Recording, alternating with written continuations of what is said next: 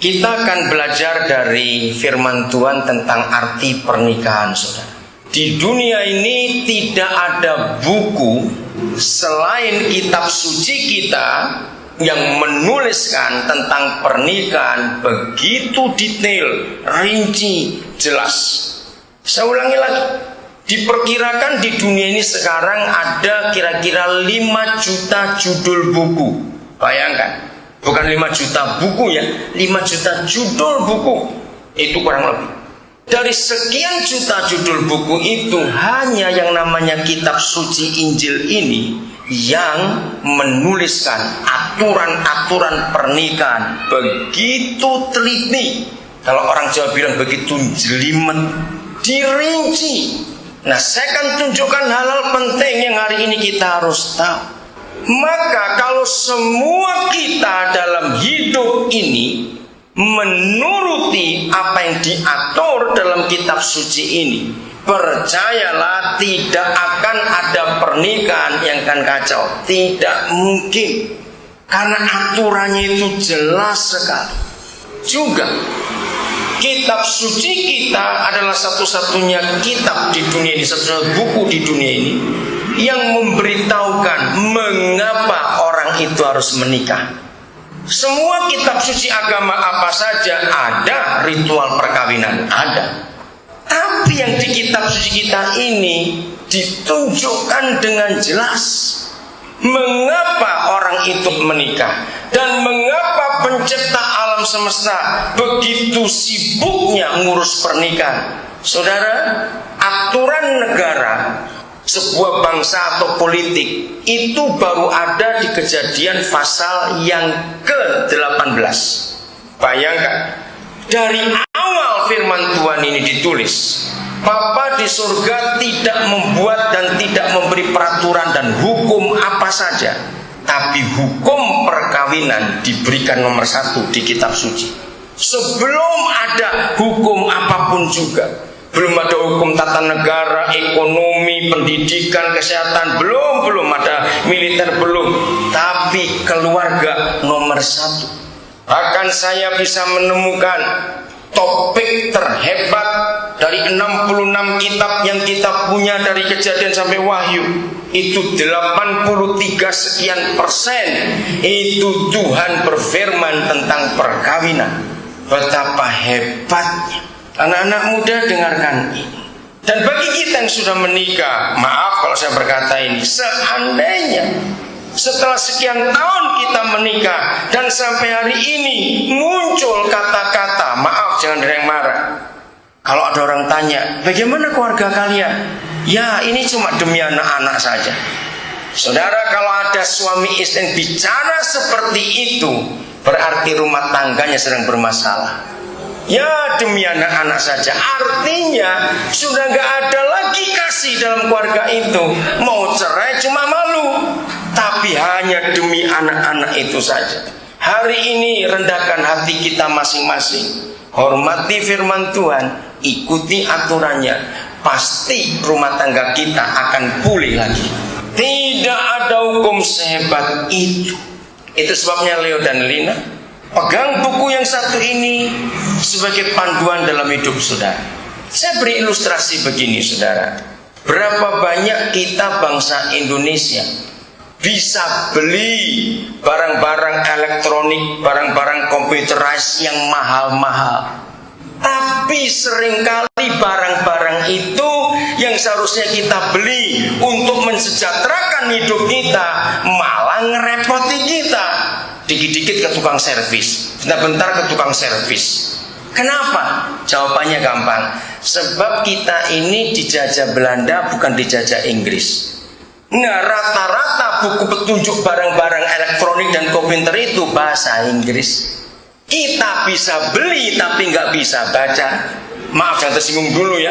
Maka itu saya dulu nyesel, kenapa Inggris kalah di Selat Malaka, sehingga mereka cuma nyingkir ke Semenanjung, Melayu, Malaka, jadi menguasai Malaysia dan Singapura, lalu sebagian Kalimantan Utara. Coba dulu Belanda yang kalah, Inggris menang. Kita pinter-pinter.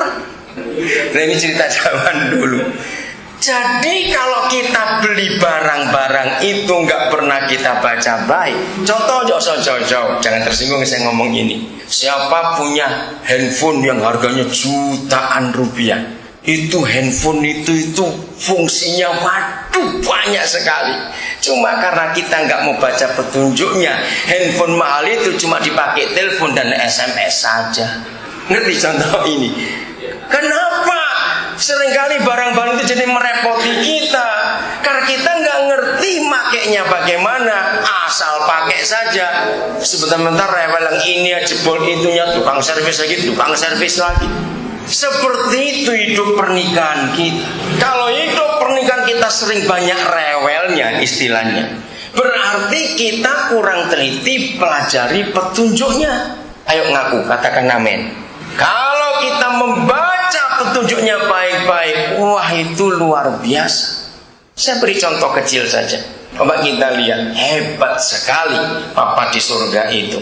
Tidak ada Tuhan manapun di dunia ini yang pernah ngurus sampai sedetil-detilnya ini.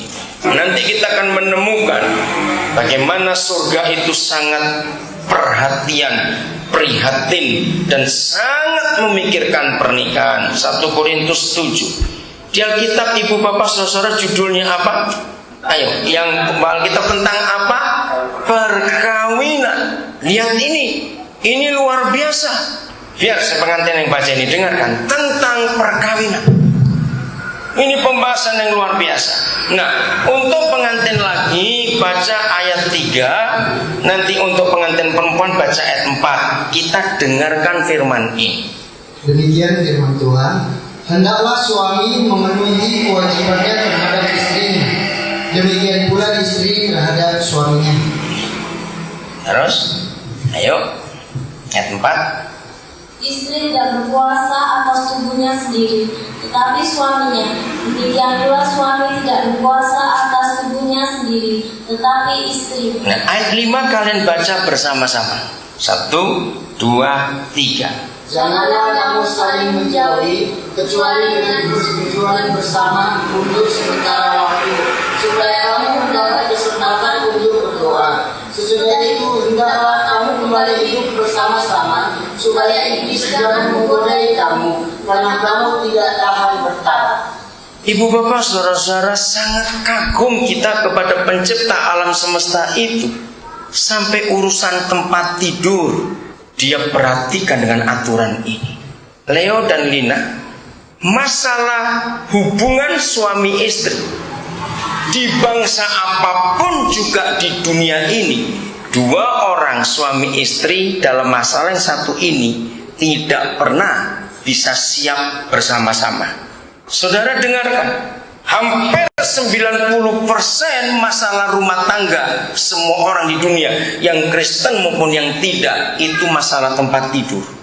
Di dalam orang timur, bagi orang timur seperti kita orang Asia ini, penelitian menyatakan hampir 70% masalah hubungan suami istri, istri yang tertekan dan menderita. Mengapa? Nah, ini penting diketahui.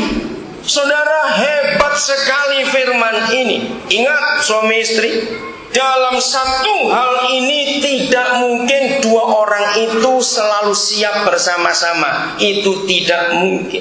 Dan ini yang seringkali jadi masalah. Iblis masuk mengganggu. Contoh, maaf saya contoh apa? Satu hari istri siap dan merindukan hal itu, tapi suami lagi ngalami masalah, ngalami ini gak siap, tapi gak terbuka. Satu kali kebalikan, suaminya siap, istri tidak, tapi istri gak mau terbuka juga. Kenapa tidak siap? Maka itu setelah menikah, ayat ini luar biasa.